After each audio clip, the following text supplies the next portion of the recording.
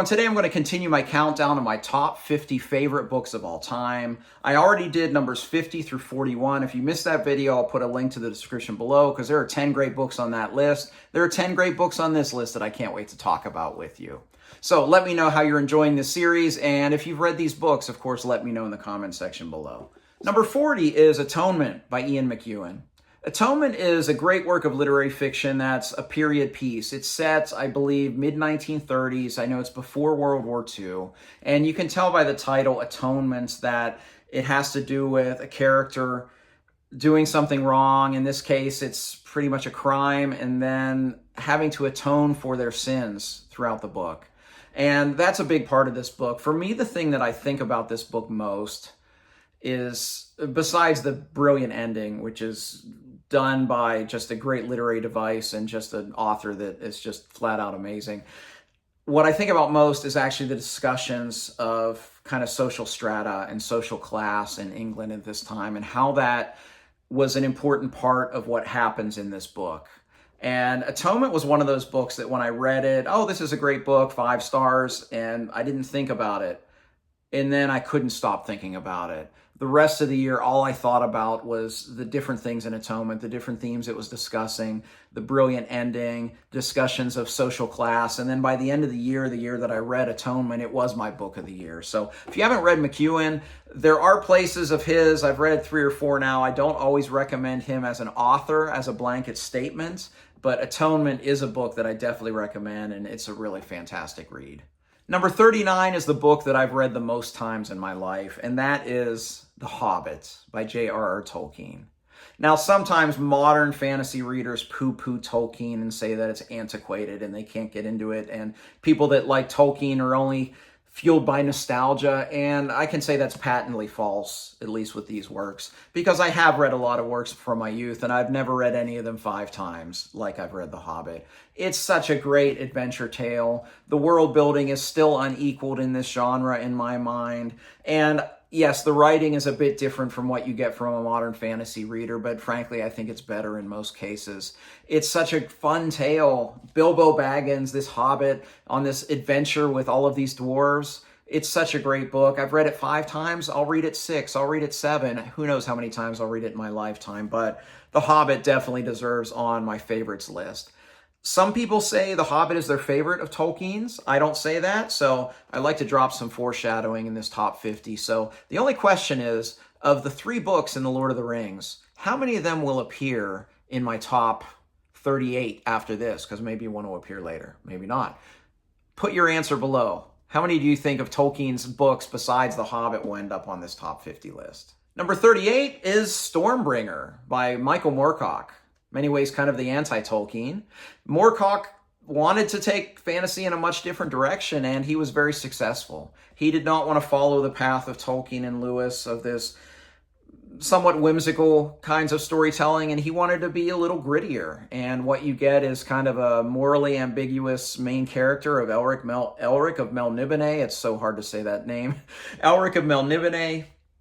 And many people even call him an anti-hero, which I think is an apt description. But Moorcock, in his own way, was just as, maybe not just as influential as Tolkien, but highly influential as an author. He influenced R.A. Salvatore's Driss series with this character. He influenced Geralt of Rivia of The Witcher fame. And for me, his best novel that I've read thus far, I've read 8 of the Elric novels, is Stormbringer, which is the 4th one in this omnibus collection. So Stormbringer is actually the first one written, but it's the last one in the chronology, which is very interesting. But I think it's one that it does work better if you do read the ones that lead up to it, because there are characters in common. You really get to know a lot more in depth of this character and what's built up to the moments in this book. The novels themselves are a bit uneven. In fact, I don't recommend reading the 2 omnibus collections. I recommend reading the initial box set of 6 books. I think it was put out by Daw Books. I'll put a picture here, and if it's not Daw, I'll put a retraction down here as well. But the initial 6 novels, they're each only about 150 pages. So some of these, like short novels, you can read all 6 of these in the space of one like work of epic fantasy. And I think it's worth it because I think the last 2 Elric novels in that box set are the best, and Stormbringer is the best of them. The stakes are high. what has gone on with this character comes to a brilliant conclusion in this story, and it's one that'll stick with you. Stormbringer is a fantastic book, and one of my favorites, obviously, if it's number 38 on this list. Number 37 is The World According to Garp by John Irving. Now, I will admit, John Irving and me, it's been a bit up and down. I find him a bit inconsistent. When he's great, like Garp, Prayer for Owen Meany, Cider House Rules, great books, he's fantastic. And then there's some other ones that I either felt middling or didn't like them at all. Because Irving, he attacks some taboo topics. And I think he does it sensitively, but it's been 20 years since I read this author, so feel free to disagree with me in the comments section below. But he often attacks taboo topics, he often discusses sexual mores of society, and often shines a light on these things. And for better or worse, that's an important part of his narrative. Garp is probably the most unorthodox coming-of-age tale I've ever read, simply by his upbringing and the people around him as he comes of age.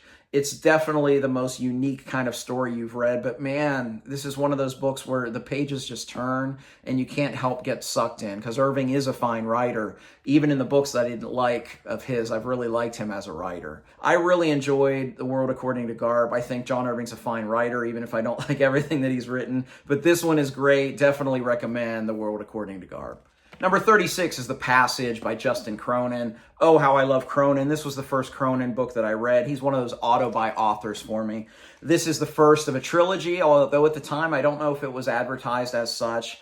It does have an ending. It has a brilliant ending that frankly makes you feel like you got punched in the stomach, but it has a great ending. This is a sprawling tale, and it's interesting to me that this was originally marketed kind of as a vampire story, because I think Twilight was big at the time, but this is not that. It is post-apocalyptic fiction at its finest. It's epic storytelling. It starts with a story that begins with just a mistake in a lab in Colorado that ushers along the apocalypse. One of the things I enjoy so much about Cronin as a writer is his character writing. He does it with such subtlety that he's one of those authors that makes you just really love the characters without realizing it. And you realize it when something happens to said characters and you feel emotional. He does that in here. He does that in other books, because I'll be talking about Cronin a little bit more in the top 40 of this series. But this book is the first one that I read of his, and he grabbed me right away as a reader. And The Passage, if you haven't read it, it's a bit of a chunker, but I think it's great. Realize there's a little time jump in the middle that for some reason some readers didn't like a whole lot, but I think it advanced the story where it eventually goes. And little ahead of myself, but the third book in the trilogy had me in tears. Passage, though, is fantastic. Justin Cronin is fantastic. This one's great. Look for more Cronin on this list. Well, do you want more Cronin? Because I got some more Cronin. In number 35, I have The Summer Guest by Justin Cronin. So you didn't have to wait very long to hear me talk about my favorite book by this author. The Summer Guest is a book that is the only one of Cronin's that doesn't have any SFF kind of qualities. Even his short story collection has a little bit of magical realism in it, but this is just a work of literary fiction. And so I did a lot of top 10 lists the last 2 years. Maybe not a lot, but I did quite a few. And one of the ones I wanted to do that I didn't do was top 10 great American novels. So the one reason is I couldn't really define great American novel, but in my mind, I have this idea of what the great American novel means. And this was always on the short list.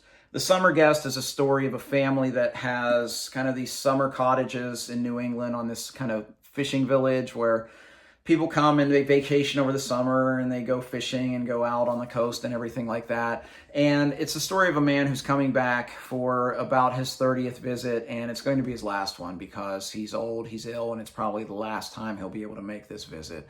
But you see within this book that this is a multi-generational story that just spans these decades where this man has been visiting. Because he's been there every summer, he's kind of become enmeshed with this family that owns this little fishing village. And it's just such a powerful story. And it's one of those, I mentioned when talking about The Passage, how Cronin's character building sneaks up on you, and my goodness, does it do it here. This is a really fantastic book that I've literally only talked to one other person in my life that's read it. and I think it's Cronin's best work. So it's a great American novel. It's a great work by an author that I automatically buy whatever they write next. And I hope that some of you would love to read The Summer Guest, and I'd love to hear your thoughts on it. Let me know in the comment section below if you've read it, or come hop on the Fireside Discord. I'd love to talk with you about this book because so few people have read this book. It's probably one of the most underrated books in my mind on my entire bookshelf. So if The Summer Guest is my most underrated book on my bookshelf, the next one is probably number 2. So at number 34, I have Forever by Pete Hamill. This is another one. I have talked with maybe 5 people that have read this book. So if you're number 6, let me know in the comment section below. I love this book. Pete Hamill is not a novelist, although this is a novel. Pete Hamill is an historian, and his focus as an historian is New York City. And he crafts this tale of a 14th century Irishman who finds the gift to immortality. And the key to immortality for him is to stay on the island of Manhattan. So what you see is this Irishman, Manhattan from 14th century onward, as America and New York City grow up around him. And Hamill obviously knows his stuff about this because he brings up so many things that are so interesting. He brings up, of course, the different immigration groups that come through. He talks about culture a lot. He has a fine eye for architecture, which I always enjoy when it's done well in a book. If there was one fault in this book that I didn't like, is I thought it was too short. It's about, 500 pages or so, and I would have loved 200 or 300 more pages of this because I was just enjoying my time seeing this city grow up around him. He infuses different historical events and historical figures into the text, and it's just a beautiful work of magical realism that in many ways is Hamill's love letter to New York City. If you've read Forever, I want to talk with you below. Please drop me a comment. If you haven't read it, go pick it up, and I'd love to talk with you as well. Number 33 is The Lions of Al-Rassan by Guy Gavriel Kay. If you haven't heard me talk about Kay, Kay is a fantasy author that writes mostly standalones, and they say his works are kind of historical fiction with a quarter turn to the fantastical, and that is true. One thing Kay does so beautifully is he takes an era of Earth's past and bases his fantasy world on that place and time. In the case of The Lions of Al-Rassan, he takes medieval Spain and just brings it to life in such a beautiful way. We get 3 main characters in this story who all have very different backgrounds, different religious backgrounds, different national backgrounds that are thrown together in a found family. And they're having to coexist and get to know each other. And it is a found family aspect that is so intriguing in this book. There's just the tiniest bit of magic to remind you that this is a fantasy tale because it does feel very historic in nature. And this book has to do with a lot of military and kind of political conquest that's going on in the region at the time. And it comes down to a very, very different way of a concluding action sequence that you would get. There's a duel at the end of this book that is perhaps the most cinematic action sequence I've read in a fantasy book, which is saying a lot because I've read a lot of really great ones in my lifetime, but the duel in this one is just so well done. But after that, the climax of this story and the falling action is handled so differently than 99% of authors out there would do, and I loved it. It's a fantastic book. Many people consider this Kay's best work, but I'm not done with Kay. Stay tuned. But I do love The Lions of Al-Rassan, and if you haven't read it yet, definitely pick it up. It was my entry point into Guy Gavriel Kay, and I've read 9 by him so far, and next year plan on reading everything else of his. Number 32 is The Ocean at the End of the Lane by Neil Gaiman. This is the shortest book of the 50. I think I read this in about 90 minutes to 2 hours in one sitting, and I couldn't put it down. Ocean at the End of the Lane. I read this the year that Stephen King came out with Fairy Tale, and I don't want to talk ill of my favorite author, but when I read this, I said that's what I had hoped Fairy Tale would have been, a story kind of like this. The Ocean at the End of the Lane has a man going back to his hometown, and as he drives into his old neighborhood, long dormant memories of something that happened to him as a youth begin to resurface. Something that happened to him of a fantastical nature. And this is a beautiful, short little fantasy tale with so much magic and just so much heart to it. I couldn't put this down, and I just felt like it's probably the epitome of cozy fantasy. I think it's that kind of tale, but it's a really great lesson in concise storytelling. I know in the fantasy genre, we gravitate towards the chunkers, and the chunkers are what we love. But sometimes with a very gifted author, they can tell a brilliant story in a brief manner. And The Ocean at the End of the Lane is a brilliant story. And if you haven't read it, I definitely recommend it. Number 31 is The Given Day by Dennis Lehane. Dennis Lehane is best known as a writer of crime fiction, but this is a work of historical fiction. This is a tour de force of storytelling. And the fact that this is only number 31 on this list just shows me I'm very fortunate to have read some amazing books in my lifetime. The Given Day is set in the 1900s. No, it's like 1918, I think. And it's a time in America where there's just a lot of change going on. We got a lot of upheavals, social, political upheavals along kind of class lines, race lines. And you get the rise of unionization is happening at this time. And of course, the conservative ruling class doesn't want that. So they're kind of perpetuating the first Red Scare so that people don't unionize because they call it socialism and communism and things like that. We get some brilliant character work in here. And what is amazing to me is some of the themes in this that are still prevalent 100 years later. But what's most amazing is how effortlessly Lehane weaves so much together. We get a Black American as a main character. We get a cop who's a main character who's living in just the most destitute situation in his precinct house. We get incredible discussions on immigration, incredible discussions, as I talked about, on class. We get historical figures woven into the narrative effortlessly. It's remarkable. Hey, that's the only time I said remarkable in this video. It's remarkable the way that Lehane just makes this book look really, really easy. And I think it's probably Lehane's best work. But The Given Day, it's not crime fiction Lehane, but it's literary master Dennis Lehane. And I don't use that term lightly. The Given Day, fantastic book.